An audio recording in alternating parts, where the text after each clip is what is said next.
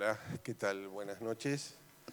Mi nombre es Pablo Abeluto, soy el Ministro de Cultura de la Nación. Quiero agradecerles que en esta tarde rosarina fría se hayan podido acercar aquí a Plataforma Labardén para esta que va a ser la primera de las charlas, de los encuentros con grandes pensadores, científicos, intelectuales que estamos desarrollando desde el Ministerio acompañando la organización este año, ustedes saben, del G20 y en particular la de varios grupos de afinidad. Todos tenemos en la cabeza la gran reunión de presidentes y líderes que va a ocurrir dentro de algunos meses, pero para nosotros era muy importante seguir la actividad muy intensa que se viene realizando a lo largo de estos meses por distintos grupos de afinidad que aportan insumos, ideas, debates a la discusión entre los jefes de Estado. Y en ese sentido quiero hacer algunos agradecimientos porque sin el apoyo de muchas personas y de muchas instituciones no hubiéramos podido realizar esta actividad aquí en la ciudad de Rosario. En principio, al Ministerio de Innovación y Cultura de Santa Fe, está por aquí la ministra, aquí, Elena Jaines, también al Ministerio de Ciencia, Tecnología e Innovación Productiva, perdón, Innovación y Cultura es Chiqui González, mi amiga Chiqui González, perdón, no le digan, cuando la vean pues me va a matar. El Ministerio de Ciencias, Tecnología e Innovación Productiva, Plataforma Labardén, el lugar donde estamos, el grupo de Science 20, Ciencia 20, el grupo que lidera y del cual ha sido designado chair Roberto Williams, que es el presidente de la Academia de Ciencias Exactas y Naturales. Para nosotros es un enorme orgullo y desafío la continuidad de este ciclo de ideas, que tiene un objetivo primordial, que es incorporarnos decididamente a la conversación internacional, a la conversación global acerca de los últimos descubrimientos en materia científica, pero también los debates en materia de ideas, en materia de cuestiones de género, futuro del trabajo, como ustedes han visto, el uso de la tecnología en la educación. Todos estos temas forman parte de una conversación internacional de la cual estoy convencido, y seguramente ustedes también, que los argentinos tenemos algo para decir, algo para aportar, algo para escuchar, algo para aprender y posiciones a partir de las cuales ser parte de todo esto. En esta noche nos va a acompañar Gabriela González, pero antes quería darle el uso de la palabra a Roberto Williams, presidente de la Academia y quien en este momento les pido que reciban con un fuerte aplauso. Gracias.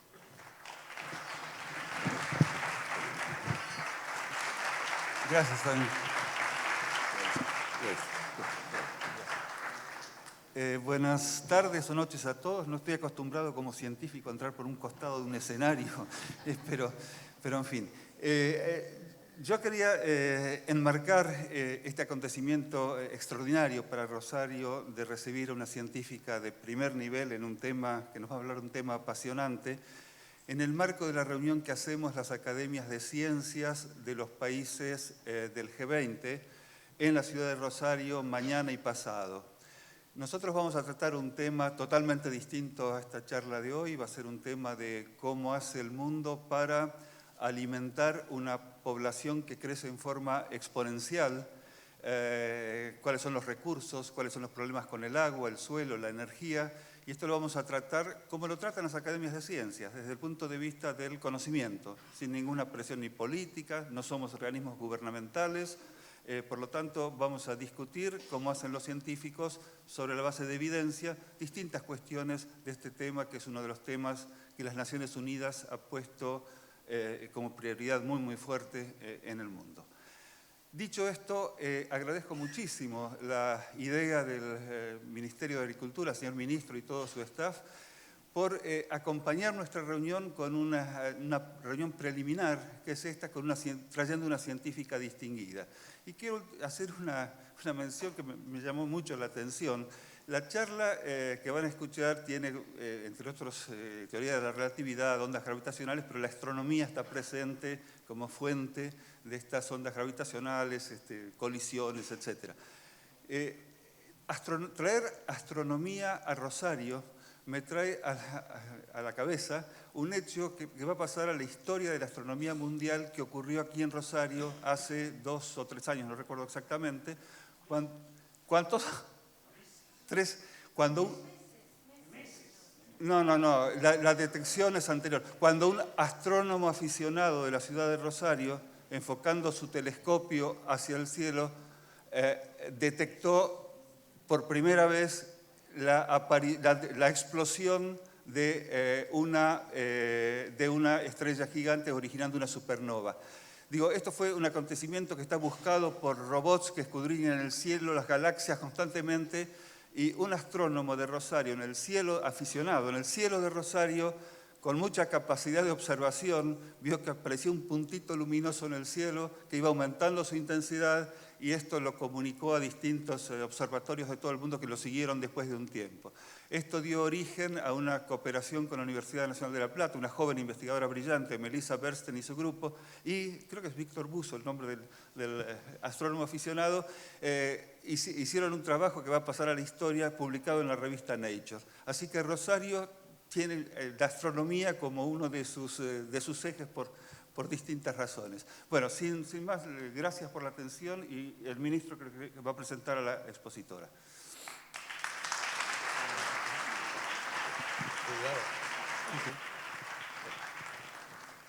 Bueno, no,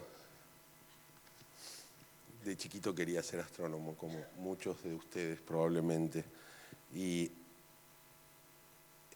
quiero presentarles a una persona realmente extraordinaria, compatriota nuestra, integrante del equipo LIGO, que es el Observatorio de Ondas Gravitacionales del Interferómetro Láser, que fue distinguido con el Nobel de Física en el año 2017 por su contribución a la detección de ondas gravitacionales.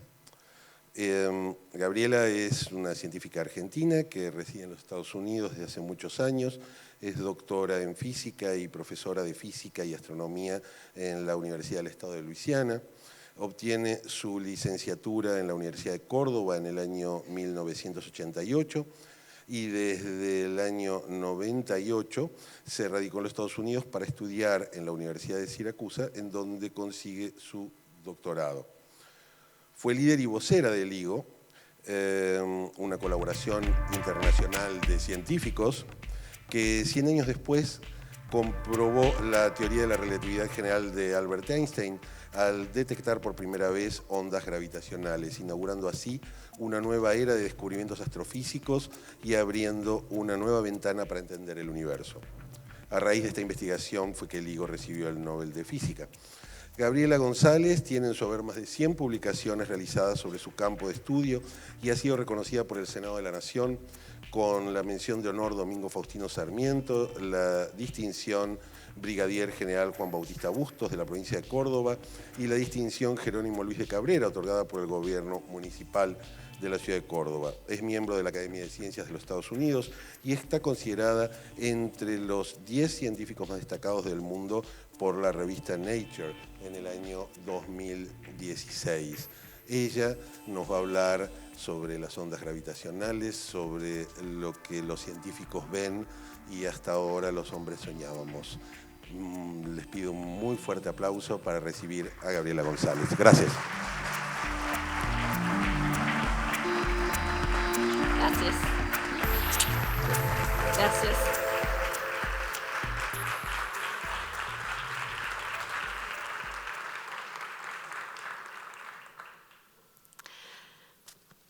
Empecemos con la presentación, por favor. Es un honor estar aquí. Gracias por venir. Agradezco al Ministerio de Cultura de involucrarme en este ciclo tan interesante de ideas y sobre todo en esta primera ocasión involucrada también o asociada con el programa de S20, de Ciencia 20, con temas tan importantes en los cuales la cooperación internacional, la cooperación global es imprescindible para solucionar los problemas que todos tenemos y donde la ciencia ayuda muchísimo. No con ondas gravitacionales, las ondas gravitacionales no van a curar el hambre, pero sí nos van a enseñar cómo entender mejor el universo, y de eso les quiero contar un poquito. Y les quiero contar también un poco la historia de cómo hacemos en equipo este tipo de ciencia. Esta historia, como habían escuchado antes, empezó hace 1000 millones de años, pero voy a empezar un poco más recientemente con Newton. Todos ustedes se deben acordar de haber estudiado en la escuela la ley de gravedad de Newton. Y la verdad es que, al menos como yo me acuerdo que la entendía, era un poco aburrida.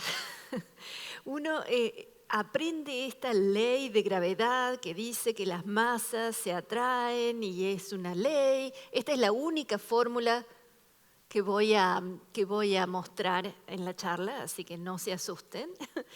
Es una charla de física, pero conceptual.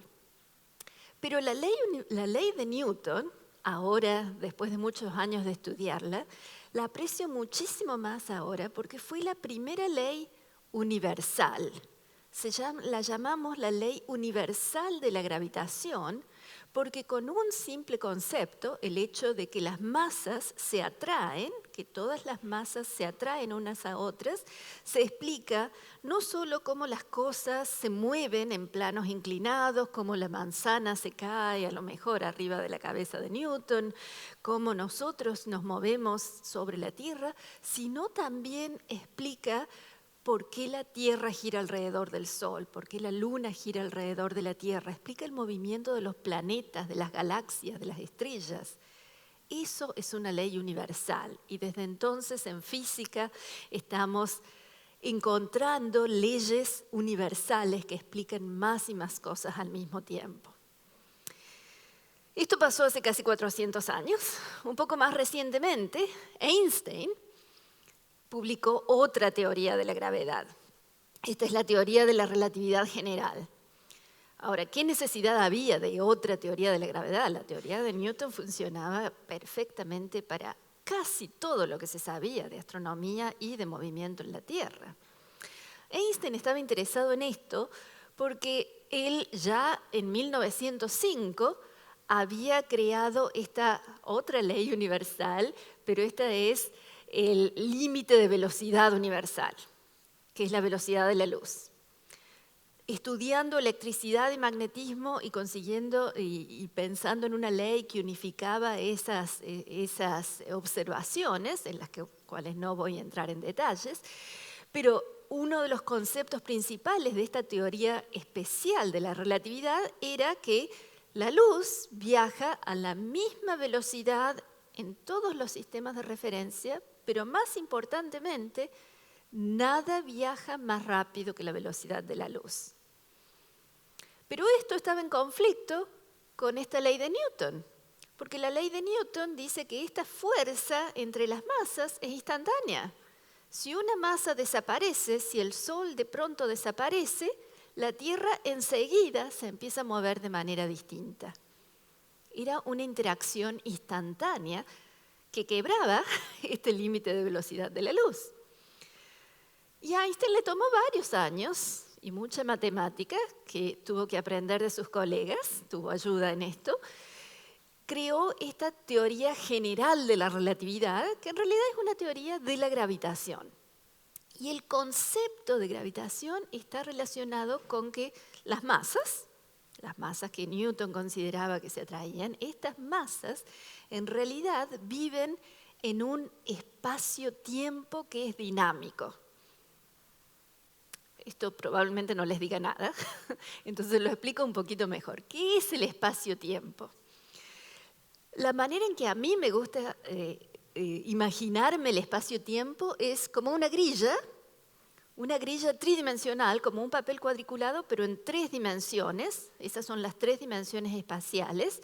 Y si es una grilla cuadriculada, todas las distancias son iguales. El tiempo es un relojito en cada esquina. Y lo que todos nos imaginamos como una grilla estática, la manera en que describimos la física en general, es con estas distancias que son todas iguales y estos relojitos que están todos sincronizados. Ahora a Einstein se le ocurrió que si hay una masa, por ejemplo el Sol, lo que hace esa masa es deformar esa grilla del espacio-tiempo, que es relativamente fácil de dibujar con las distancias. Las distancias cambian cerca de la masa, pero también quiere decir que los relojes se desincronizan. Los relojes ya no están todos sincronizados. Eso es lo que queremos decir cuando decimos que el espacio-tiempo está modificado por las masas. ¿Y qué tiene que ver esto con la gravedad? ¿Cómo explica esto la gravedad? La idea de Einstein, de nuevo, es que si hay otra masa que se acerca, si nos imaginamos este es el Sol y viene la Tierra ve que es más fácil, porque las distancias son más cortas, es más fácil girar alrededor del Sol, no porque sienta una fuerza de atracción del Sol, sino porque ve la curvatura del espacio-tiempo en la posición de la Tierra producida por el Sol. Las películas lo hacen más fácil. A ver si me sale esta.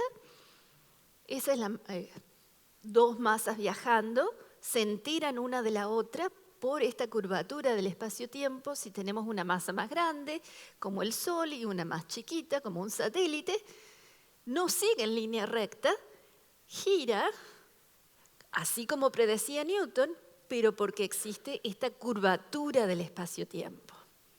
Esta es la teoría de la gravedad.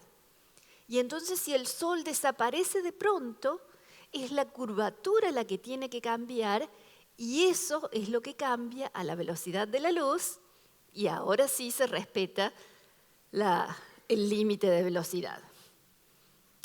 Ahora son todos ustedes relativistas. Esta es la teoría de la relatividad. La matemática es complicadísima. Tan complicada que en realidad hay muy pocas soluciones exactas de las soluciones de Einstein. Y si uno quiere resolver las ecuaciones para estos 2 agujeros negros que estaban bailando el tango, hasta hace 20 años no se podían resolver. Con la teoría de Newton es trivial, con la teoría de Einstein no se podían resolver. Pero con computadoras sí se puede. Esto es una visualización, una simulación numérica resolviendo las ecuaciones de Einstein en computadora para el movimiento de 2 agujeros negros que van a girar uno alrededor del otro. Eso lo predecía Einstein también, pero van a generar ondas gravitacionales que se llevan energía del sistema, y eso hace que los agujeros negros se acerquen. Esto que se ve aquí abajo son las ondas gravitacionales, cómo se achican y alargan las distancias. Estos colores que se ven aquí, eso es cómo cambia la curvatura del espacio-tiempo cerca de los agujeros negros. Y vean que es loquísima, sobre todo aquí están a 1 milisegundo de fusionarse, se acercan tanto que se fusionan en un solo agujero negro, termina siendo un solo agujero negro rotando. Ese agujero negro final es perfectamente esférico, predice Einstein, entonces no produce más ondas gravitacionales. Estas ondas gravitacionales, que eran ondas sinusoidales que se produjeron por millones de años, hasta que los 2 agujeros negros se abrazaron, terminando el tango, y allí lo que se produce en realidad es una onda que lleva a una amplitud máxima, a una frecuencia máxima, porque los agujeros negros estaban yendo cada vez más rápido, y después desaparece. Esa era la predicción. que de nuevo solo la supimos hacer para agujeros negros con computadoras hace unos 15 años. Fue uno de los logros en lo que llamamos relatividad numérica. ¿Cómo medir esto? En 1916, solo un año después de publicar la teoría general de la relatividad, Einstein publicó un artículo prediciendo la existencia de ondas gravitacionales. Tenía varios errores el artículo, así que si lo leen, está en alemán, así que es medio difícil leerlo, pero no lo crean todo porque tenía varios errores Einstein, y todos a veces publicamos artículos y después hay que corregirlos. En ese artículo decía él que cuando se ponían los números, estas ondas gravitacionales, esto que se ve de distancias que se alargan y se achican, son tan chiquitas por las combinaciones de constantes físicas que había, que no valía la pena buscarlas. Y eso fue, en realidad, lo que la gente, los científicos pensaban hasta muchos años después. Recién en los 70, en los 60 y 70, hubo gente que empezó a pensar cómo medir estas ondas gravitacionales, cómo medir esta distorsión ondulatoria del espacio-tiempo que se produce. Para darles una idea de cuán chiquitas son estas cosas, les tengo que contar dos cosas. Una, que el cambio de distancia, yo estoy haciendo esto todo el tiempo, este cambio de distancia que hay es proporcional a la distancia que se mide. Es decir, si yo armo la distancia el doble, el cambio de distancia también va a ser el doble. Entonces, lo que mide la amplitud de la onda gravitacional es ese cociente entre el cambio de distancia y la distancia. Eso, en realidad, tiene una sola ventaja, que es que no tiene unidades, pero la desventaja es que los números que uno tiene son casi imposibles de imaginar. La predicción, tanto de Einstein y de aproximaciones, es que esta onda sinusoidal producida por dos agujeros negros de 30 masas solares cada uno, acercándose a 1.300 millones de años luz, que parece muy lejos, pero en realidad en términos astronómicos no es tan lejos, esa onda gravitacional tiene una amplitud de 10 a la menos 21. Eso es 0,20 ceros y un 1. Eso quiere decir que si tenemos un metro, ese metro cambia por 10 a la menos 21 metros. ¿Qué es 10 a la menos 21 metros? Es muy difícil de imaginarnos. Imaginémonos una distancia más grande. La distancia de la Tierra al Sol. No sé cuántos kilómetros son muchos kilómetros, pero es una distancia muy grande. 10 a la menos 21 multiplicado por esa distancia tiene dimensiones atómicas. Es decir, estamos midiendo cambios de distancia sobre esas distancias muy chiquitos. ¿Cómo se puede medir esto en la Tierra? En los 70 se pensó en usar interferómetros. Interferómetros son sistemas en los cuales tenemos un láser que se divide en dos, se rebota en espejos, vuelven las ondas del láser. Aquí está la onda, se divide en dos. Esta es la onda del láser, no la onda gravitacional. Rebota en esos espejos, se juntan las ondas de nuevo y cuando salen del interferómetro, si esas dos distancias son iguales, se cancelan. Parece mágico, pero es cierto, se cancelan. Y si estas dos distancias cambian, que es lo que pasa cuando viene una onda gravitacional, estira aquella longitud y encoge esta, y después estira esta y encoge aquella, entonces ya no se cancelan más. Si uno pone una fotocélula allí a la salida, lo que ve es más luz, menos luz, más luz, menos luz. Eso nos está diciendo que hay una onda gravitacional. O que hay alguien moviendo los espejitos. Que ese es el problema, siempre las cosas se están moviendo un poquito. ¿Cuán preciso tenemos que hacer este interferómetro? Bueno, ya hemos dicho, 10 a la menos 21, multiplicado por la longitud del interferómetro. Si hacemos un interferómetro de la Tierra al Sol, bueno, tenemos que medir dimensiones atómicas, eso es fácil, pero lo que no es fácil es hacer un interferómetro de la Tierra al Sol. Queremos construir sobre la Tierra. En los 90 20 años después de pensar en cómo medir estas cosas, se empezaron a construir en Estados Unidos, estos interferómetros, otros en Europa, se empezaron a construir 2 interferómetros que llamamos LIGO en castellano o LIGO en inglés. Uno en Livingston, Luisiana, muy cerquita de donde vivo yo, ahí voy a trabajar cuando no estoy viajando. Y otro en Hanford, Washington. Este está en el medio de un bosque, aquel en el medio del desierto, pero los paisajes la verdad es que son muy lindos en los dos. Y estos 2 interferómetros, los pueden ir a ver en Google Earth, tienen 4 kilómetros de largo en cada brazo. 4 kilómetros. Es una distancia larga para correrla, así que cuando tenemos que ir vamos en auto hasta el final. 4 kilómetros, aun cuando sean así de largos, multiplicados por 10 a la menos 21, es todavía un número muy, muy chiquito. Es 10 a la menos 18, 4 por 10 a la menos 18 metros. Eso es mucho más chico que un átomo, porque 4 kilómetros es menos largo que la distancia de la Tierra al Sol, pero es más chico que un protón. Son 4 milésimas de un protón. En los 70, cuando se empezaron a proponer esas cosas, mucha gente decía, eso no se puede hacer. En los 90, la agencia científica, lo que sería el CONICET de Estados Unidos, decidió, esto va a andar, va a tomar un par de generaciones de tecnología, va a tomar tiempo, pero vamos a apostar a esto.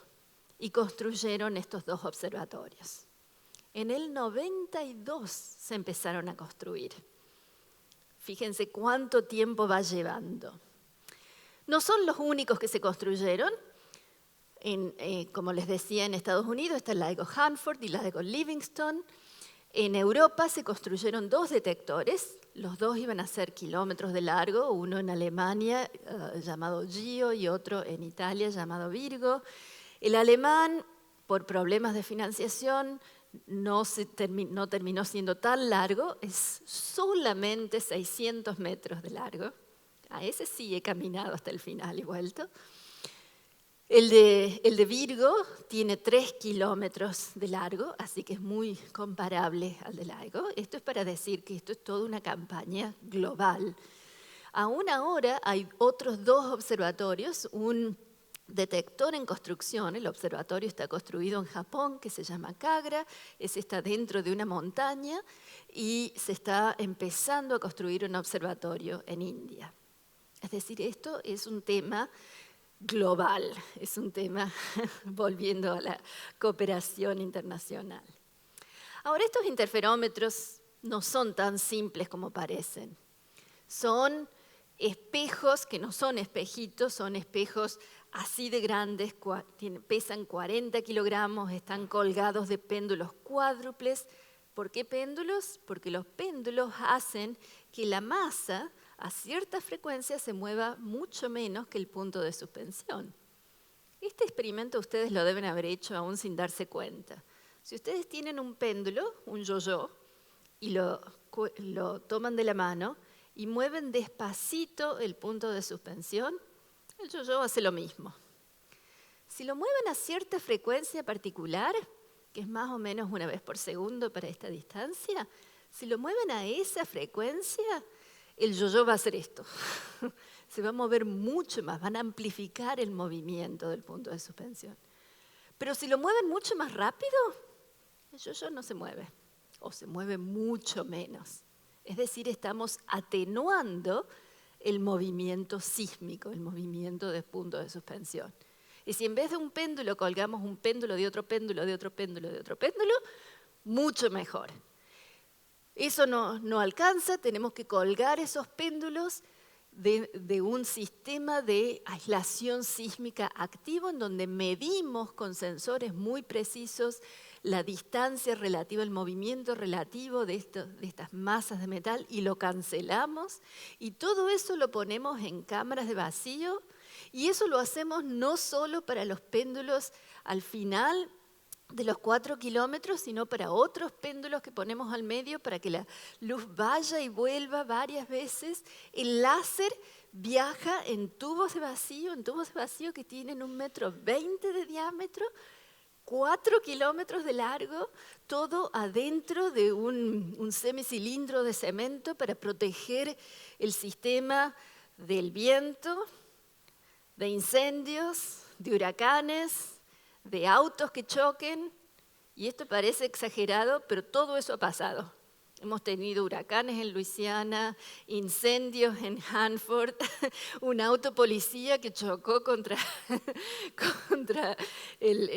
no el edificio, sino estas paredes circulares en Hanford, todo. Y sin embargo los detectores siguen en pie. Todo esto para que en la fotocélula veamos ruido, porque eso es lo que vemos la mayor parte del tiempo. Vemos una señal que nos dice cuánto están moviéndose estas distancias, porque los péndulos todavía se mueven un poquito, el ruido cuántico de la luz nos afecta, todos los ruidos que se pueden imaginar los hemos calculado y nos afectan.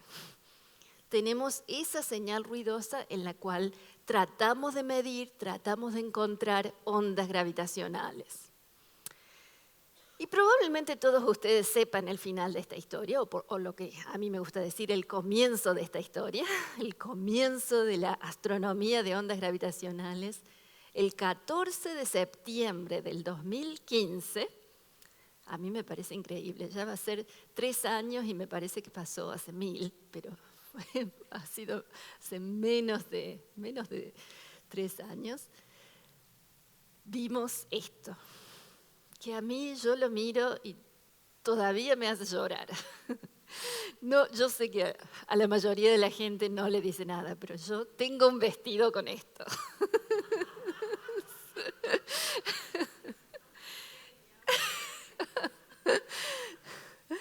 Lo que esto muestra es, en azul, la señal, la luz en esta fotocélula en Livingston, en el observatorio de Livingston, que muestra ruido, al principio es ruido, y después parece que hay una onda que crece en amplitud, en frecuencia, hasta una amplitud máxima y decae.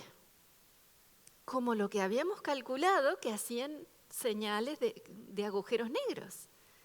Pero lo impresionante de esto es que en Hanford, la línea amarilla, se ve al principio ruido, eso es lo que vemos siempre, y después parece hacer lo mismo. Pero para que se vean tan parecidas, lo que tuvimos que hacer es correr la señal de Hanford 7 milisegundos. Es decir, esta señal sinusoidal la vimos primero en Livingston, nos gusta decir los que trabajamos en Livingston, la vimos primero en Livingston y 7 milisegundos después en Hanford. Eso es lo que esperábamos de una onda gravitacional. Miren la amplitud era la amplitud máxima, 10 a la menos 21. La frecuencia, fíjense, el eje horizontal está en segundos, es decir, esto es una fracción de segundo. Estas frecuencias son las que nos dicen que esta onda fue producida por agujeros negros de 30 masas solares cada uno. Esta amplitud es la que nos dice que esta señal fue producida a 1.300 millones de años luz. Toda esa información podemos deducir de esto. Esto era tan increíble que en realidad no lo creíamos. Era realmente increíble.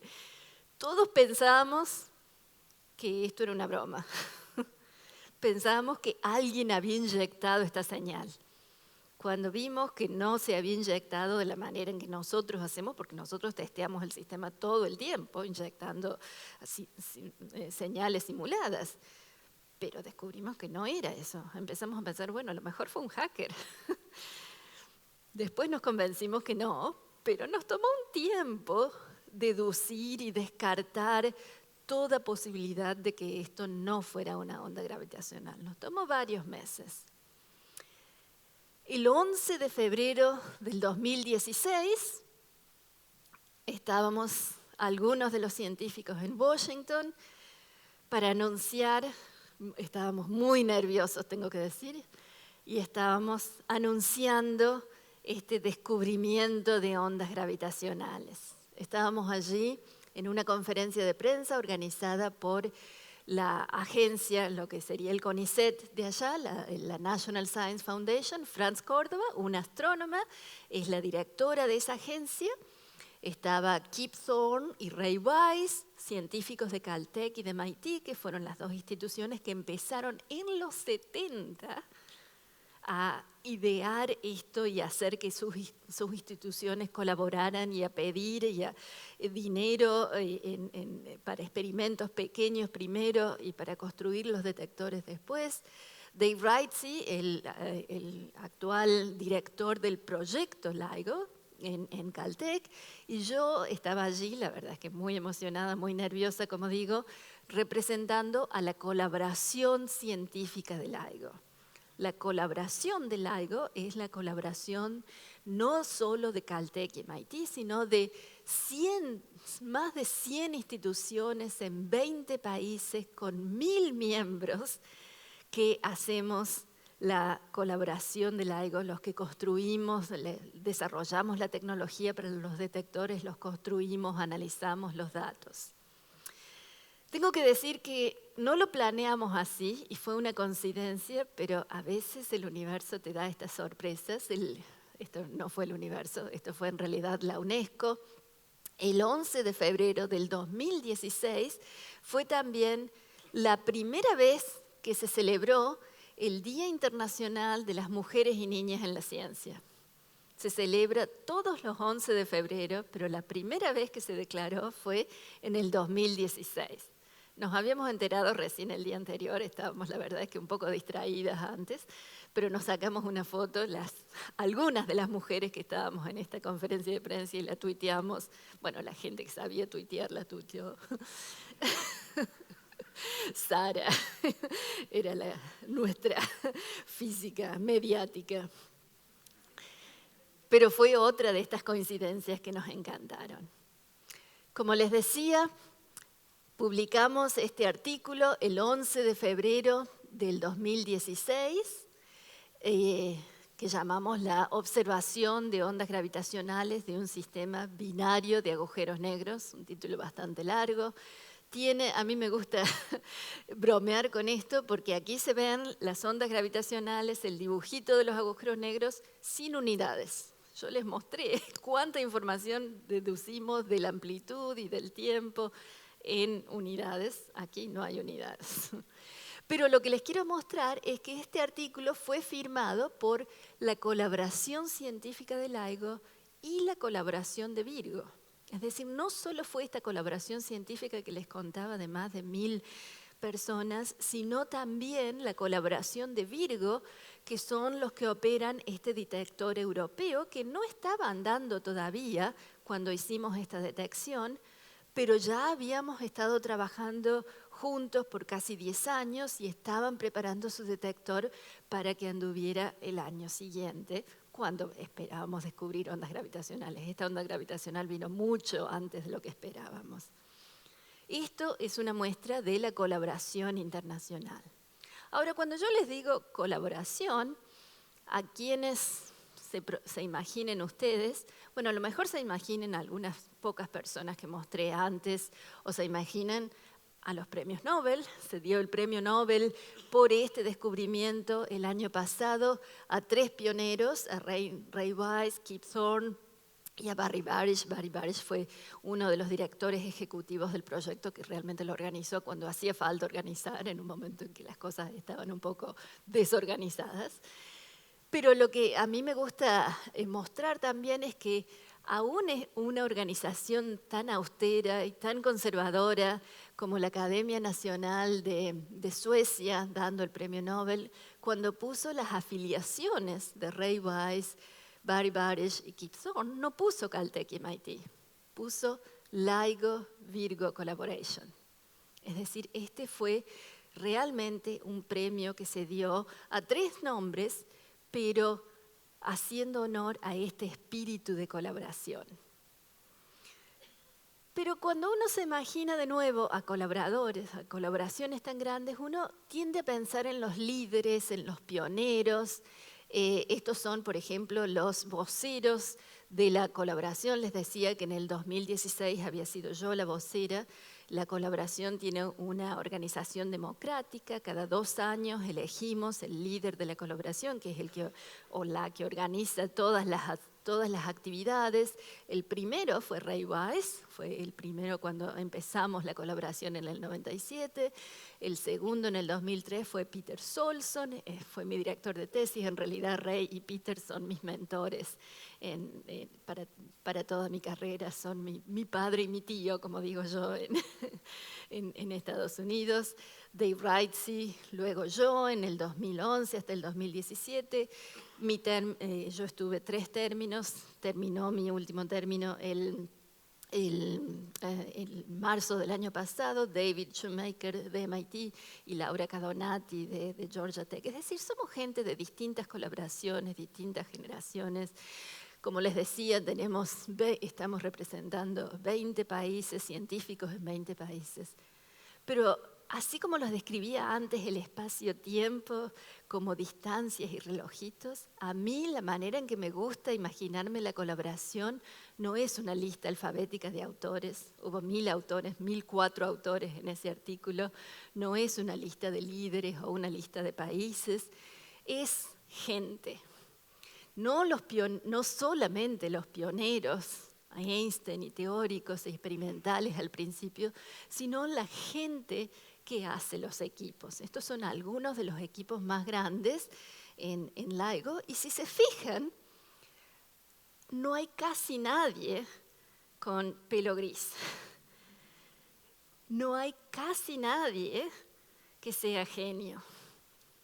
No son todos hombres, son hombres, mujeres, jóvenes, grandes. Somos realmente una colaboración de generaciones, de culturas, y eso es lo que hace la fuerza de este equipo. Necesitamos los ingenieros, los teóricos, los analistas, los experimentales, los técnicos, todos juntos. Y estas figuras son muy chiquitas, así que a mí me gusta mostrar a mi grupo, la gente joven de mi grupo, los becarios de doctorado y de postdoctorado, el 11 de febrero del 2016. Estos son los científicos que yo quiero que la gente se imagine. Estos son los científicos que yo quiero que ustedes se imaginen cuando piensen en físicos, cuando piensen en científicos. Son gente joven. Volviendo a la ciencia, esto era así sociología, pero volvemos de nuevo a la ciencia. Tuvimos esta primera detección el 14 de septiembre del 2015, cuando estábamos empezando a tomar datos. Íbamos a tomar datos por unos meses para después dedicarnos a mejorar todavía más la sensibilidad de los detectores.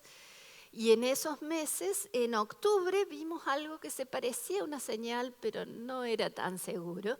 Pero en diciembre, el 26 de diciembre, aunque era 25 en Estados Unidos, así que en Livingston, así que para mí fue mi regalo de Navidad, detectamos otra señal, también de agujeros negros, pero de agujeros negros más chiquitos. Aquellos tenían 29 y 36 masas solares cada uno, que cuando se fusionaron sumaron 62 masas solares. Y acá es cuando trato de ver quién es el que hace la matemática en su cabeza, porque 29 más 36 no es 62, es 65. Hay 3 masas solares que faltan en ese agujero negro final, que es la energía, la masa que se convirtió en energía, de acuerdo a esta fórmula de Einstein también, de energía igual a la masa por c al cuadrado. Esas 3 masas solares se convirtieron en energía que se llevaron las ondas gravitacionales. Imagínense un abrazo tan potente. Estos agujeros negros eran más chicos, de 14 y 8 masas solares, fusionándose en 21. Solamente emitieron una masa solar de energía. Pero al ser más chiquitos, esa señal que producen dura un poquito más en nuestro detector, es un poquito más larga. A nosotros nos gusta representar las señales en los que llamamos espectrogramas o un diagrama de color en donde el color indica la amplitud de la señal, el eje horizontal es el tiempo, el eje vertical es la frecuencia, y el hecho de que vaya subiendo quiere decir que la frecuencia va aumentando. ¿Se acuerdan que la frecuencia aumentaba, se hace más brillante, la amplitud aumenta y después se termina? Esta de aquí arriba es la que detectamos el 14 de septiembre, que era cortita, es una fracción de segundo, apenas 200 milisegundos. Esta de diciembre era bastante más larga, era casi un segundo, no tan potente, no tan brillante, pero más larga. Y lo que nos gusta hacer también, además de ponerle colores a las señales, es notar que estas son frecuencias auditivas. Estas no son ondas de sonido, son ondas de espacio-tiempo, pero si ponemos esa señal en un parlante, se escucha. Y yo creo que la mayoría de ustedes han escuchado esta señal. ¿Cuánta gente aquí ha escuchado la onda gravitatoria en YouTube? Bastantes. Bueno, para aquellos que la han escuchado, a ver, les hago la prueba. Les voy a poner las dos ondas gravitacionales, de nuevo, una más cortita y una más larga, pero pongo la más larga primero. Y les pregunto a ver si esto es lo que escucharon. Primero déjenme estar segura de que el volumen está.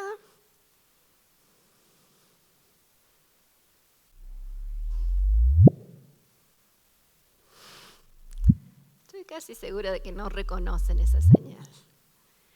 Esta es la señal verdadera.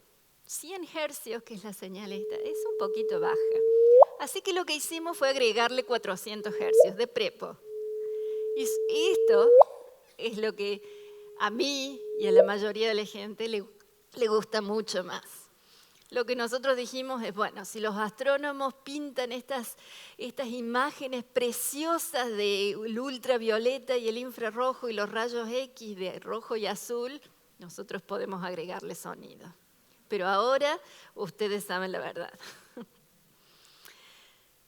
Bueno, esas fueron las dos primeras detecciones, las dos de colisiones de agujeros negros. En el 2016 estuvimos trabajando en los detectores para hacerlos un poco más sensibles.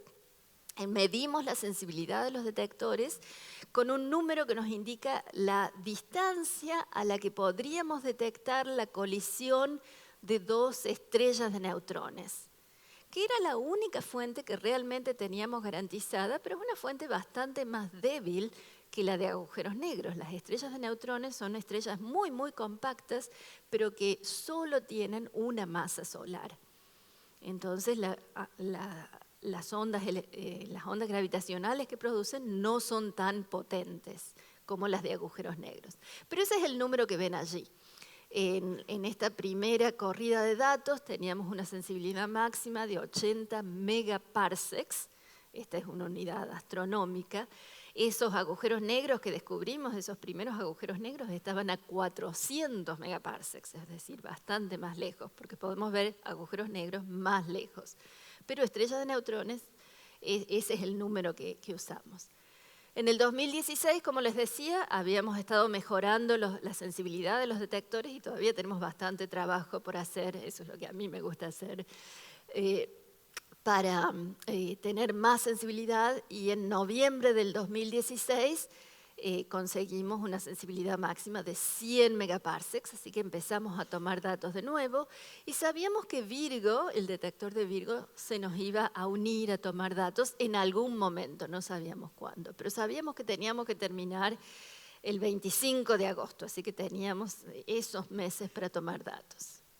El 4 de enero tenemos la tercera detección de agujeros negros. El 8 de junio tenemos la cuarta detección de agujeros negros.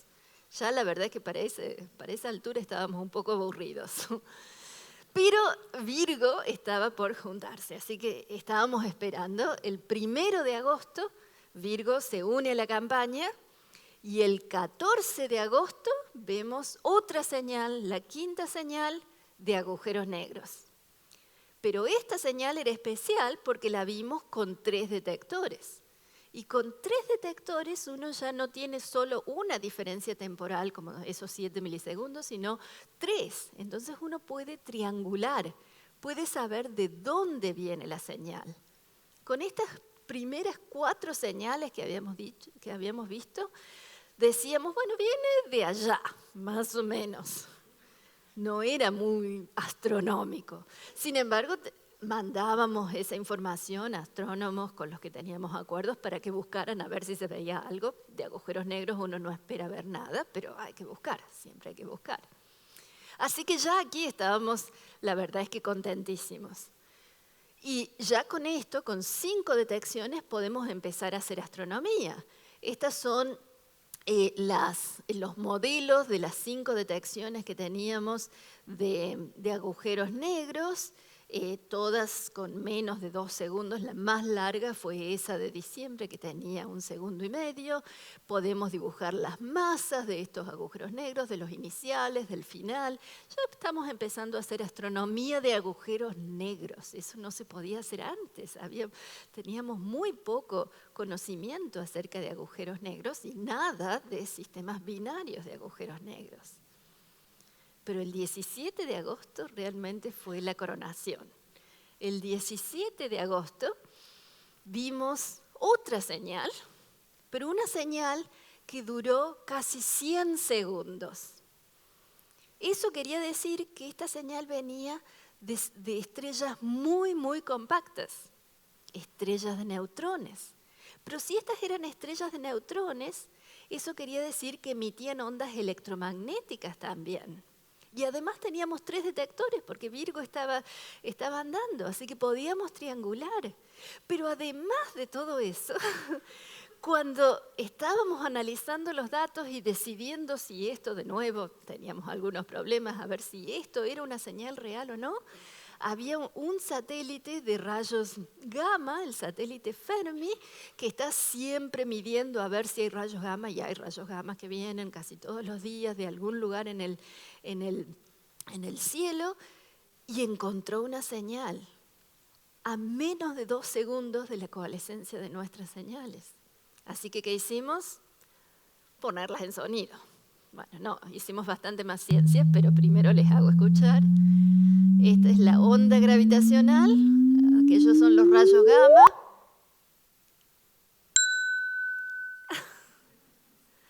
De la amplitud de esta onda gravitacional podíamos saber que esta señal, este sistema había ocurrido a 130 millones de años luz. Es decir, estas señales gravitacional y electromagnética, después de viajar 130 millones de años, llegaron con menos de 2 segundos de diferencia. Esto nos dice que las señales gravitacionales viajan, así como decía Einstein, a la velocidad de la luz. Las señales electromagnéticas se produjeron apenas un poquito antes y los astrónomos están discutiendo ahora por qué 1,7 segundos y no 2 o 1, pero bueno, eso ya son detalles. El hecho de que teníamos 3 detectores quería decir, como les decía, que podíamos triangular. Les dijimos a los astrónomos, fíjense allá, porque además estos no son agujeros negros, son estrellas de neutrones, debería verse algo, y se vio. Se vio un arco iris de señales. Vimos, como les decía, los rayos, las ondas gravitacionales y los rayos X, pero después vimos primero una señal óptica, que era medio azul, cerca de una galaxia. Acá no sé si alcanzan a ver, pero esta es la galaxia y se ve allí un puntito. Estos son diferentes observatorios que encontraron esa señal. Ese puntito no estaba ahí 2 semanas antes, que había sido la última señal, la última imagen de esta galaxia. Y era azul y después se volvió rojo, se volvió más fuerte en el infrarrojo, hubo algo de ultravioleta y recién como a los 10 días aparecieron rayos X y ondas de radio, todas provenientes de ese lugar al que habíamos apuntado nosotros. Todo esto es información que venía de esa colisión de estrellas de neutrones.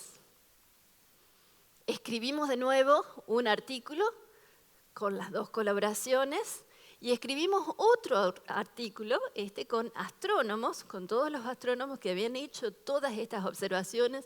Ese artículo tenía de nuevo 1000 autores, tenía 3600.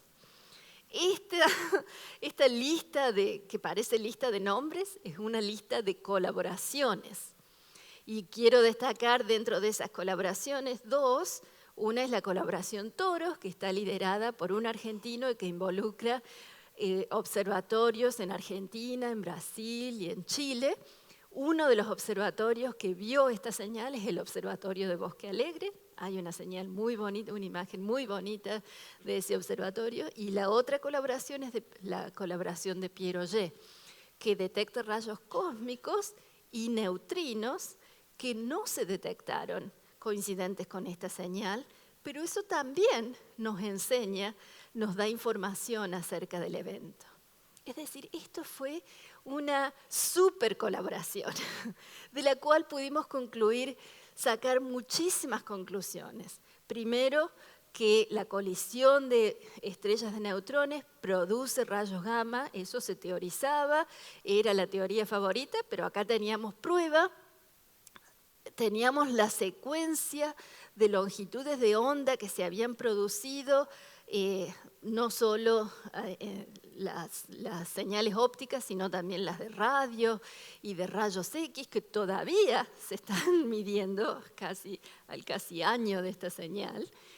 Y todo esto es una infografía que hicimos en inglés, lamentablemente, aunque tenemos bastante material traducido, pero ven aquí el símbolo del oro. Y eso es porque otra de las cosas que aprendimos de esta colisión, de esta única colisión de estrellas de neutrones que hemos visto hasta ahora, es probar un dicho de Carl Sagan que yo me acuerdo de haber escuchado cuando iba a la escuela y me encantaba. Estamos todos hechos de polvo de estrellas. Y eso es romántico, pero es cierto. Nosotros los elementos de los que estamos hechos, el carbono, el hierro, el calcio, todos los elementos de los que estamos hechos se produjeron en estrellas. Pero en realidad era un misterio cómo los elementos más pesados, con más protones y más neutrones que el hierro, se habían producido en las estrellas, porque en las estrellas no es fácil de producir elementos más pesados que el hierro. Y las explicaciones que se habían encontrado era que se producían en explosiones de supernova, donde los átomos se chocan unos con otros a tanta velocidad que se hacen átomos más pesados y como están saliendo en la explosión se instalan en el resto del universo. Pero no había tantas explosiones de supernova como para explicar el oro, el platino y todos los elementos pesados que hay en la Tierra y que se ven en el Sol. La otra teoría era que se producían, ¿en qué? Ahora pueden adivinar, en colisiones de estrellas de neutrones.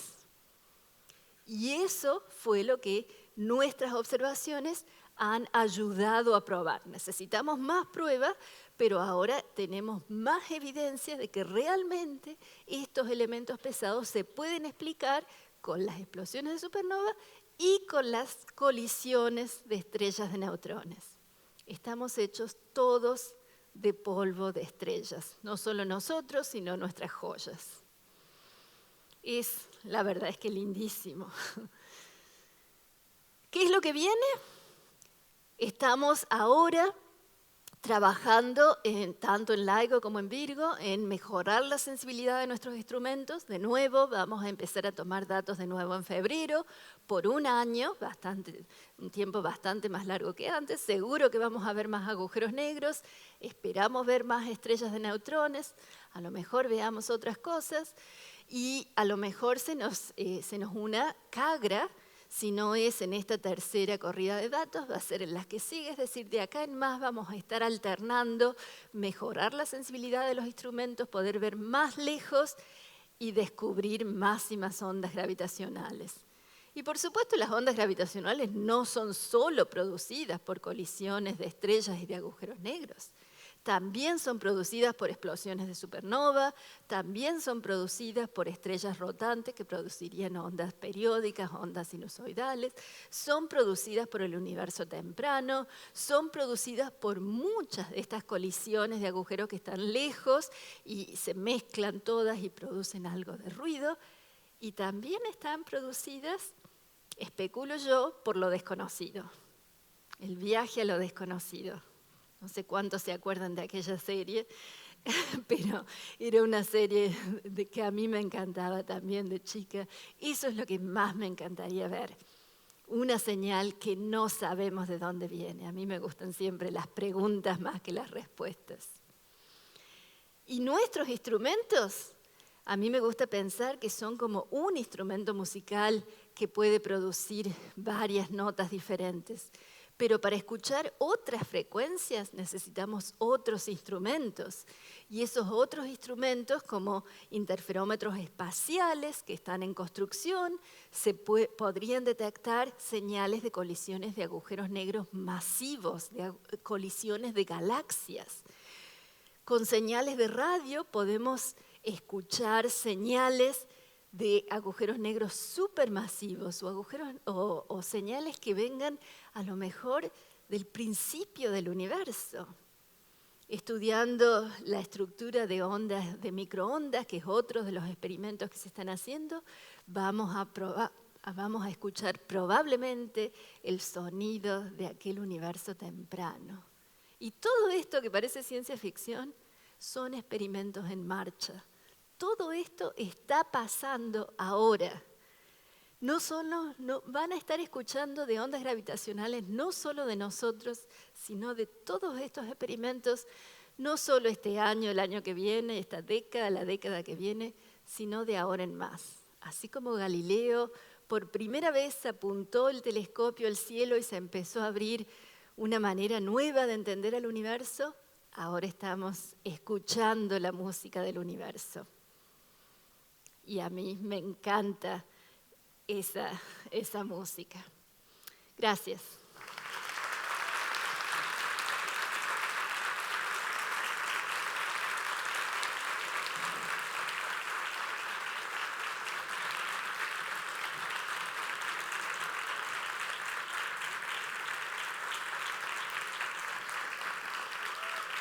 Creo... Tenemos tiempo para preguntas y respuestas. Felicito, déjame saludarte. Gracias. Sí, creo.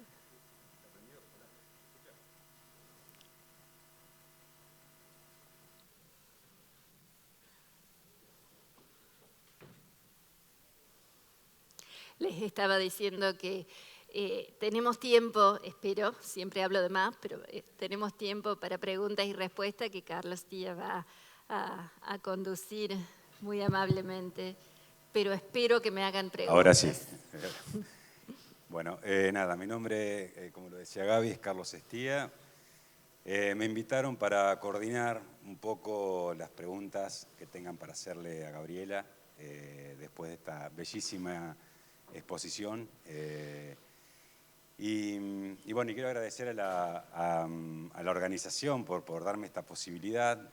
No es un rol en el cual me sienta muy cómodo, los científicos estamos mejor en nuestros laboratorios, en nuestras oficinas, pero estoy muy contento de haber aceptado porque es un placer enorme compartir esto, estar a metros tuyos, una persona que admiro muchísimo. Sí, soy cholulo, lo reconozco, y estoy muy contento. Bueno, si les parece, nos organizamos, no sé, levantando la mano para hacerle alguna pregunta a Gabriela. La idea es tratar de ser concretos, así podemos aprovechar más el tiempo con ella y poder preguntar todos. Y quisiera tenerla, ya que estoy acá parado, tener el privilegio, tomarme el privilegio de hacerte una pregunta quizá un poquito impertinente, espero que no. Pero me gustaría saber si estabas en Luisiana en septiembre de 2015. Creo que la onda pasó por ahí a las 4:50 de la mañana. Sí. ¿Hay sistema de alertas? ¿Cómo te enteraste? ¿Y cuál fue tu primera impresión?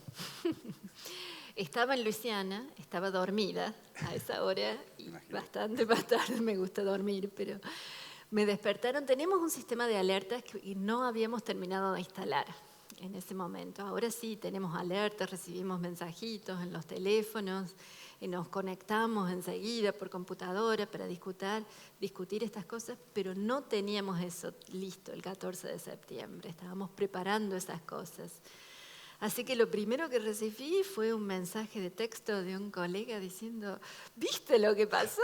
¿Qué hiciste? ¿A quién le diste permiso para que inyectaran esa señal? Porque como les decía, pensábamos todos que había sido una simulación, un simulacro. Y era yo la responsable de haber autorizado ese simulacro. Así que en realidad, aún después de decir yo, no es un simulacro, toda la gente me decía, no te creo, a ver, mírame a los ojos y decime. O sea que te despertaron a las 4:50 de la mañana. No, nos tomó un par de horas. Fue como a las 7:30 de la mañana cuando recién me enteré. Y otra cosa que quería, que me quedó, bueno, tengo miles de preguntas, como tendrá la gente, y no quiero sacar más tiempo, pero esta idea de colaboración, ¿no? Esta idea de trabajo colaborativo, que por ahí es poco usual en casi todos los ámbitos, diría yo. Esta cuestión de que pareciera como que no importa quién mida primero, sino que hay mucho de filantrópico y hasta de altruista, diría yo, en la forma de hacer ciencia. Me parece que, nada, ¿cómo lo vivís a eso? Y por otro lado, también, ¿a qué te dedicás puntualmente vos y tu grupo? Sí, esto de la colaboración, tanto la del AIGO como la del AIGO y Virgo, fue todo un proceso. Primero se creó el proyecto, se financió el proyecto en Caltech y MIT, había otros grupos que hacían investigación, se decidió que en realidad unir fuerzas era mucho mejor, a pesar de que no es que pongamos que centralicemos el dinero y lo repartamos, lo que centralizamos son los esfuerzos, cada grupo consigue de alguna manera su subsidio individual. La colaboración con Virgo fue mucho más complicada porque en principio estas colaboraciones, estos detectores se habían construido con un sentido un poco nacionalista y no estaban pensados como para colaborar. Virgo, Francia e Italia. Virgo empezó como una colaboración franco-italiana, Gio como una británica-alemana y LIGO en Estados Unidos. Y era como que, bueno, pero si nos unimos nos vamos a perder la carrera. Había mucha gente que pensaba en esto como una carrera. Y mucha gente decíamos, no es una carrera, si nos juntamos en realidad hacemos mejor ciencia. Y eso se probó recién ahora. La verdad es que hasta no hace tanto todavía había gente que decía, pero ¿para qué trabajamos todos juntos? Sí, en realidad no hace falta, pero sí hace falta. Realmente la ciencia se pudo hacer, esta ciencia tan maravillosa con esta última colisión de estrellas de neutrones, porque estábamos trabajando todos juntos. Magnífico. La verdad que me parece que habría que emularlo en otros ámbitos también, esta forma de trabajar. Es difícil, es un proceso difícil, sobre todo coordinar estas colaboraciones. Bueno, así que el turno de ustedes para hacerle preguntas a Gabriela. Ahí, el señor. Señor. Ahí le alcanzan el micrófono. En realidad son dos preguntas. Me llamó la atención que cuando presentaste el Mapamundi aparecieran todos en el hemisferio norte los detectores. ¿Hay algo planeado, alguna idea de hacer del lado nuestro, en el sur, por un lado? Y por el otro, como estamos casi en vísperas de una nueva Guerra Fría, ¿hay algo planeado en los países de la órbita, llamámosla, como en mi tiempo la llamábamos soviética? Sí, en la colaboración de LIGO, en realidad, como digo, es una colaboración que tiene involucra a 20 países, no como organizaciones políticas, es decir, no involucra a los gobiernos de estos países, sino simplemente a grupos científicos, instituciones en esos países. Y tenemos varias instituciones en lo que era la Unión Soviética, y realmente ellos tenían ciencia de primera línea, y científicos, Vladimir Braginsky es uno de los pioneros de este tipo de ciencia que murió lamentablemente hace un par de años, pero seguimos muy, muy involucrados. Con respecto al hemisferio sur, lamentablemente en Latinoamérica no hay una tradición en este campo. Hay mucha tradición científica y hay ciencia muy buena, inclusive proyectos científicos como Pierre Auger que nombraba, y muchos proyectos de astronomía en Latinoamérica, pero puntualmente en esto de ondas gravitacionales recién se está empezando en Brasil, así que no hay un gran proyecto de detectores. Hubo en algún momento y hay muchos grupos muy fuertes en Australia, que también está en el hemisferio sur. Pero yo la verdad es que sí espero que estamos ahora teniendo conceptos acerca de detectores de tercera generación y me encantaría que hubiera uno en Latinoamérica y sé que hay grupos científicos, los que yo también hablo, latinoamericanos que están hablando de colaborar.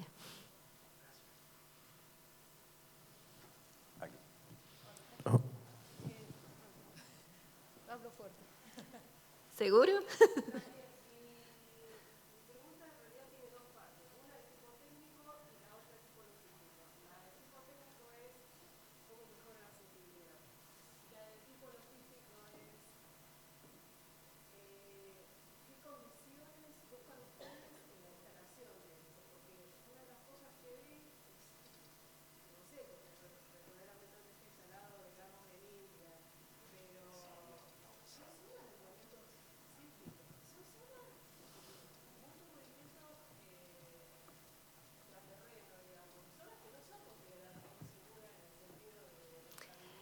Sí, en realidad, no sé si todos escucharon la pregunta, ¿cómo se mejora la sensibilidad del instrumento y qué es lo que hace que un sitio sea un buen sitio para construir un detector, sobre todo en relación a actividad sísmica? ¿Qué hacemos para mejorar la sensibilidad del instrumento? Bueno, cuando se diseña el instrumento, se dice, bueno, vamos a tener todos estos péndulos y estos espejos y este láser y hacemos los cálculos y decimos, este es el ruido que deberíamos tener como función de frecuencia, por eso dibujo una curva. Y no tenemos todavía ese ruido, tenemos más ruido que ese que calculamos. Y eso es porque cuando uno pone todo junto, hay que trabajar bastante duro con ingenieros, con técnicos, con físicos para ver qué es lo que está produciendo ese ruido y bajarlo, bajarlo, bajarlo. En general es ruido electrónico, luz que no va por los lugares correctos, luz difusa, problemas que no son fundamentales, pero que lleva tiempo curar. Acerca de cómo elegir lugares, en realidad lo que más hace falta es financiación, así que eso en general decide los países que van a financiar este lugar quieren poner detectores en sus países. Yo pienso que eso va a cambiar ahora con detectores de tercera generación. Pero no importa tanto lo que uno piensa que son terremotos o movimientos sísmicos, porque esos pasan de vez en cuando y nosotros tenemos sistemas para resguardarnos de todo eso. Y en realidad son tan sensibles los detectores que un terremoto de magnitud 6 en cualquier lugar del mundo nos tira abajo, no nos tira, pero no nos deja funcionar por un par de horas. Así que no importa, en ese sentido no importa mucho dónde estés. Lo que sí importa es cuánto se mueve el ruido todo el tiempo. La tierra se está moviendo y cuánto se mueve depende del tipo de suelo, si es rocoso, si es pantanoso. Por ejemplo, en Livingstone se mueve bastante más el suelo, cosas que hemos aprendido con el tiempo que en otros lados. Así que ese es el criterio principal.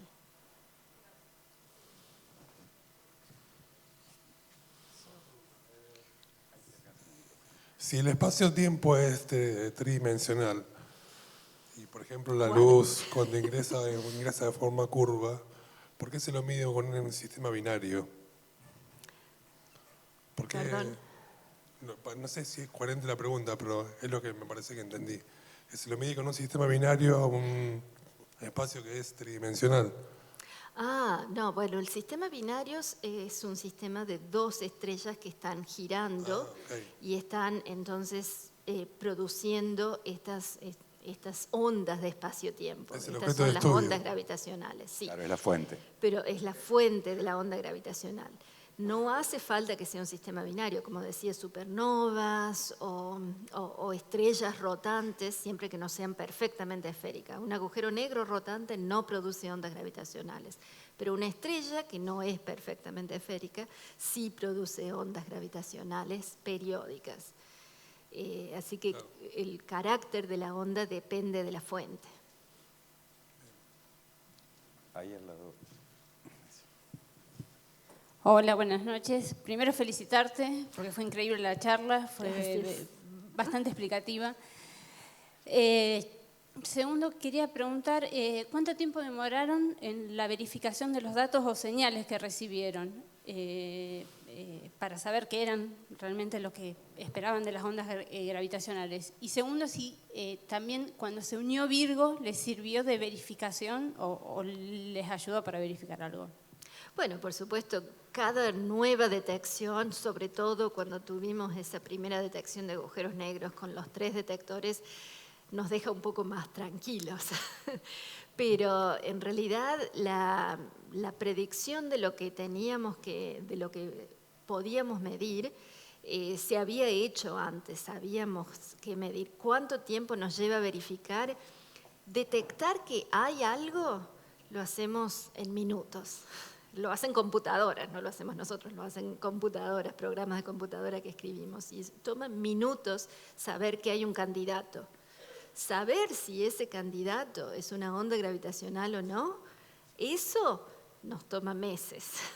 Nos estamos volviendo más eficientes. Pero en realidad, en esa primera corrida de datos que yo dije que teníamos 2, a lo mejor 3 señales, si uno busca simplemente coincidencias, tenemos casi 1000 coincidencias, 1000 candidatos, pero la mayoría de esos son producidas por el ruido.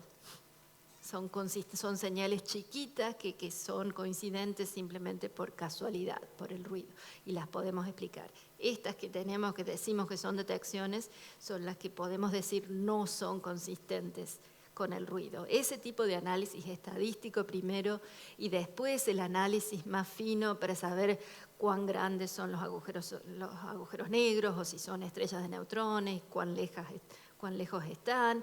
Todo ese análisis sí nos lleva meses.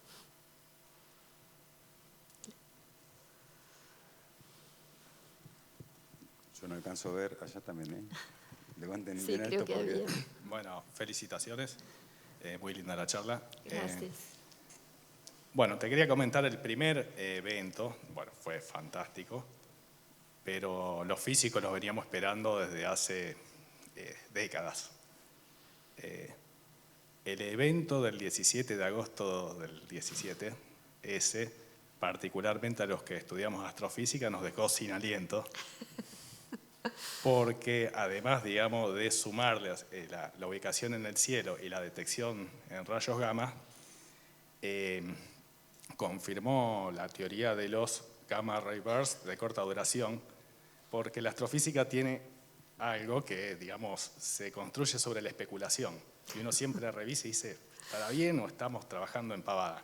Bueno, yo no trabajé en la teoría esa, pero siempre uno que trabaja sobre esas cosas dice, ¿estoy haciendo algo útil o son...? ¿no? Sobre lo que sí trabajo, sobre la ecuación de estado de estrellas de neutrones, y ahora veo que de la señal esa se puede sacar un montón de datos más para ver cuáles pueden ser las verdaderas candidatas, si existe la materia extraña, materia de quarks, realmente es fabuloso.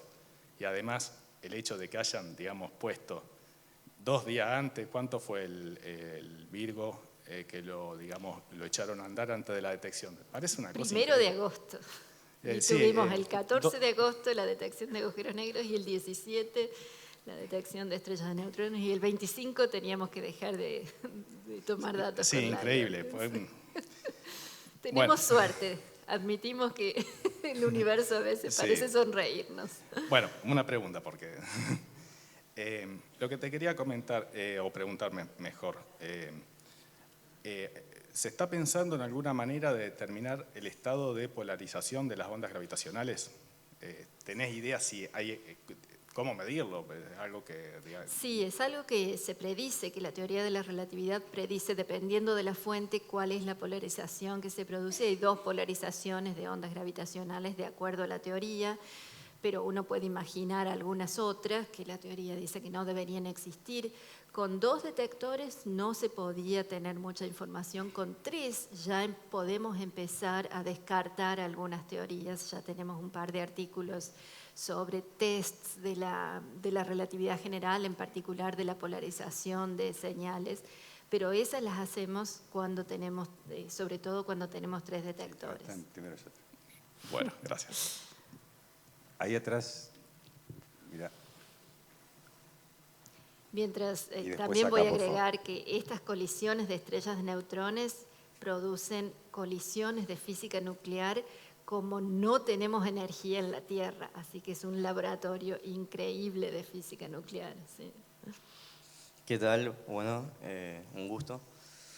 Yo te quería consultar, todo este equipo, los instrumentos, los lugares, tanta precisión, ¿no es cierto?, que siempre está tan presente el error natural para conseguir tanta exactitud, ¿no es cierto? ¿Quiénes diseñan todos los lugares, todos los componentes, toda la cantidad impresionante que me imagino de cosas que tienen que tener, ¿no? Los ingenieros o quienes diseñan los lugares, los instrumentos, cada caño, cada espejo, cada fabricación, bueno, todo eso Sí, tiene toda una estructura por detrás, ¿no? Una infraestructura increíble, me imagino, ¿no? Sí, se diseña en equipo y con muchísima discusión. En este momento tenemos grupos de trabajo en las distintas tecnologías, un grupo de trabajo con tecnología de láser, otro con tecnología de suspensiones, otro con tecnología de ruido sísmico, de aislación sísmica.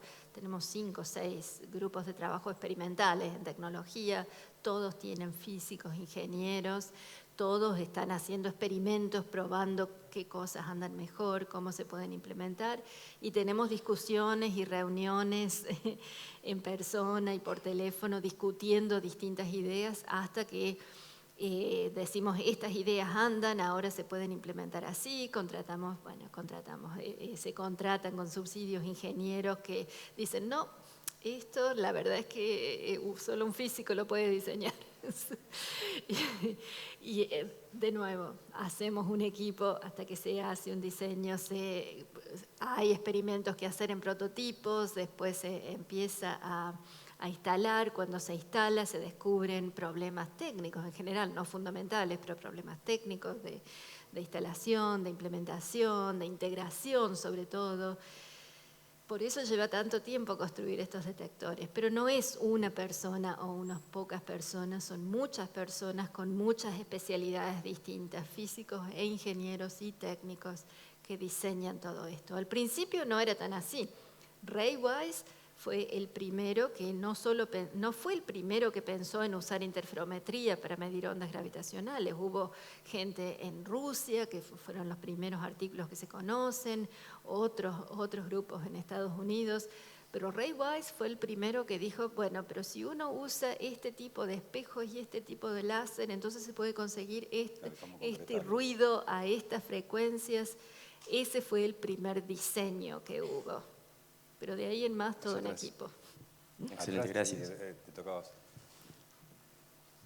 El próximo. Buenas noches, primero. El próximo acá. Tal vez suene un poco filosófica la pregunta, pero mi duda es, con toda la evolución que se está llevando a cabo y con todo el estudio que estamos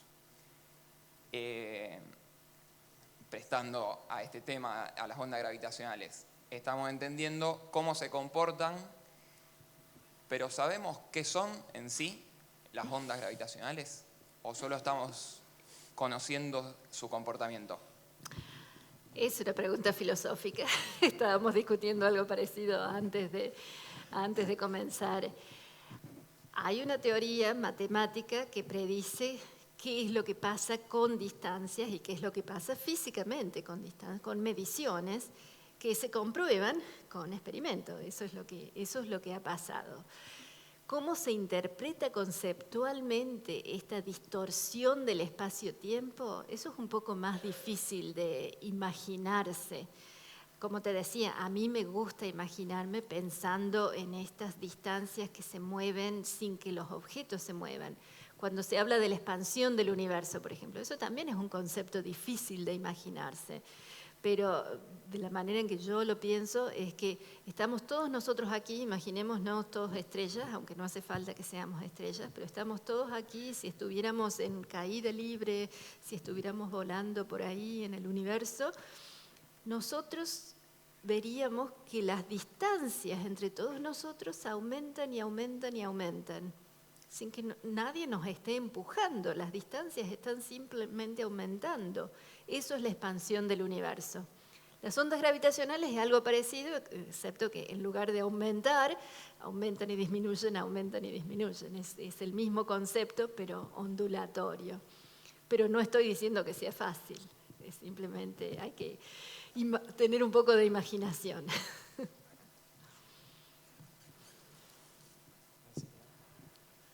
Hola Gabriela, gracias por la charla, muy clara. Para gente que venimos de otros ámbitos como yo soy químico y trabajé acá en el Instituto de Biología Molecular, es muy loco pensar en qué, o sea, es más de ámbito antropológico la pregunta, ¿qué hacen tus becarios? O sea, porque al ser tan colaborativo, o sea, no, me cuesta imaginarme cuál sería el proyecto de tesis de cada uno de ellos, o sea, o si es más teórico, o si es más práctico, o si están modelizando algo en particular de lo que se vio, porque hay mucha información, entonces me imagino que deben hacer algo de eso, así que eso por un lado. Y segundo, también los que estamos en biología molecular, todo el tiempo tenemos que estar publicando y se nos evalúa respecto a la cantidad de publicaciones científicas, que no es el caso, supongo, cuando se trabaja en este ámbito. O sea, ¿cómo los manejás vos también para que ellos tengan un futuro dentro de la carrera científica y nada, eso? Así que... Sí, en realidad es algo que hemos aprendido de otros ámbitos en la física que ya han tenido grandes colaboraciones antes en física de partículas, ya estas colaboraciones existían. Pero en realidad lo que hace cada científico es, joven o grande, cada científico trabaja en un ángulo, en un aspecto del sistema. Mi grupo, por ejemplo, es experimental y de diagnóstico de datos. Entonces tengo un becario trabajando en calibración de datos. Y en calibración de datos hay un grupo de 50 personas trabajando, pero este becario en particular está viendo en fluctuaciones en el sistema de calibración que pueden afectar la estimación de parámetros. Tengo otra becaria que está trabajando en una interacción entre la luz del láser y las vibraciones de los espejos que hacen que los sistemas ópticos se vayan de control. Y todos estos son temas de tesis. Eso es algo que se ha aceptado, que cuando se está construyendo instrumentos de esta magnitud, entender los procesos físicos que producen el ruido en los instrumentos es parte de hacer la astronomía de ondas gravitacionales. En algún momento la instrumentación de telescopios era parte de astronomía, ahora ya no se considera tan así. A mí me parece que todavía debería ser parte de la astronomía, pero ese es el estadio en el que estamos. Bueno, acá me dicen que tenemos tiempo para una pregunta más. Hola, gracias. Yo tenía una duda que no me quedó muy claro sobre las ondas gravitacionales. Solo una. Muchas, pero la que más me quedó sonando era ¿qué nos dicen las teorías sobre captar, sobre escuchar o observar ondas gravitacionales que provengan del Big Bang primigenias? Yo las llamaría así. ¿Qué tan probable sería eso? Y gracias. En realidad, que existen ondas gravitacionales del universo temprano, todas las teorías lo producen. Es decir, hay muchas teorías del universo temprano, pero todas las teorías predicen la existencia de ondas gravitacionales. Lo que también predicen todas esas teorías es que son muy chiquitas, a las frecuencias demasiado chiquitas, a las frecuencias que nosotros medimos. Entonces hacen falta otros instrumentos, otras maneras de medirlas. Y eso es lo que se está haciendo, tratando de ver cómo las ondas gravitacionales del universo temprano influenciaron el fondo cosmológico de microondas que se mide ahora, la polarización de esas ondas electromagnéticas. Eso es algo que se está trabajando, hay muchos experimentos en la Antártida que creo que van a deducir eso. A lo mejor con estas señales de radio, de pulsares en nuestra galaxia, midiendo diferencias de fase, también es otra posibilidad para medir esas ondas. Pero que existen es casi seguro. ¿Qué amplitud tienen? ¿Cuánta amplitud tienen a distintas frecuencias? Eso es lo que hay que medir para descartar algunas teorías y quedarse con las más probables. Muchas gracias. Bueno, agradecemos nuevamente a Gabriela. Gracias.